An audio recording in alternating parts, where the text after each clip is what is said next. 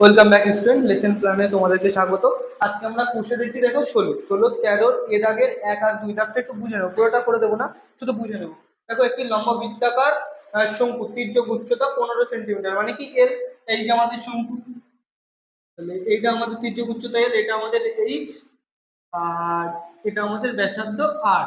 তাহলে দেখো এখানে এল বলে দিয়েছে 15, আর কি বলেছে ব্যাসের দৈর্ঘ্য 16 মিটার, 16 সেন্টিমিটার, তার মানে কি 2r = 16।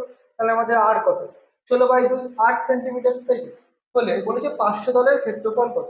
আচ্ছা, 500 দলের ক্ষেত্রফল আমরা কি জানি, পাই আর এল, তাই তো? আচ্ছা, এটা আমাদের দরকার নেই এইচটা, তাহলে পাই আর এল, তাহলে পাই কত, পাইকে পাই রেখে দিলাম কারণ উত্তরে দেখো পাই আছে, ইন্টু আর কত, এখানে আর ইন্টু 15। এটা করলে আমাদের যেটা হবে সেটা আমাদের অ্যান্সার। তোমরা গুণ করে দেখো কোনটা তোমাদের অ্যান্সার হয়। এরপরে 2 দাগটা দেখে নাও, কি বলেছে, দুটি লম্ববৃত্তাকার শঙ্কুর আয়তনের অনুপাত বলে দিয়েছে এবং তাদের ভূমির ব্যাসার্ধের দৈর্ঘ্যের অনুপাত বলে দিয়েছে, তাহলে উচ্চতার অনুপাত কত। দেখো এখানে অনুপাত কত বলেছে, ভূমির ব্যাসার্ধের অনুপাত 4:5, তাই আমরা একটার ব্যাসার্ধ 4 হাত ধরলাম, একটা 5 হাত ধরলাম। কেন 4 আর হলো, কেন 5 আর হলো, হঠাৎ এইটা যদি বুঝতে না পারো মেন ভিডিওতে গিয়ে দেখে আসবে, ওখানে খুব ভালোভাবে বলে দিয়েছে। তাহলে একটা 4 আর একটা 5 আর।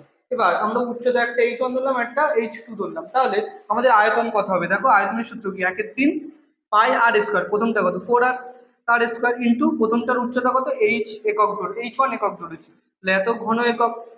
আচ্ছা, দ্বিতীয়টার দ্বিতীয়টার আয়তন কত হবে, 1/3 পাই ইন্টু আর স্কয়ার, আর কত 5 আর তার স্কয়ার ইন্টু h2, এত ঘন একক। আচ্ছা, এবার এই দুটোর অনুপাত আমাদের কত বলেছে, 1:4। তাহলে শর্তানুসারে আমরা কি বলতে পারি, যে এইটা = 1/4, তাই তো?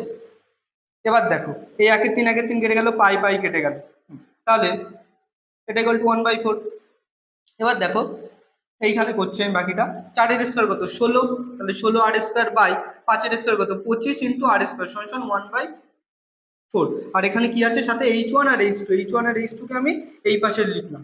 এবার দেখো এই আর স্কয়ার কেটে গেল, বা h1 বাই h2 সমান কত 25, টার পাশে গেলে 25, উপরে চলে গেল ভাগ ছিল তাই, আর 16 গুণ ছিল এ পাশে আসলে ভাগ হয়ে গেল, তাহলে 16 এ পাশে গুণ 4, তাহলে 25:4 গুণ ওই 16 গুণ 4, 400 লং কত হয় 64, তাহলে 25:64 হচ্ছে এটার অ্যান্সার। আর এটার অ্যান্সার গুণ করে তোমরা আমাদেরকে একটু কমেন্ট বক্সে জানিয়ে দেবে। আজকে অবধি, পরের রিলসে আমরা এর পরের যে এমসিকিউ গুলো আছে সেগুলো দেখে নেব। Thank you.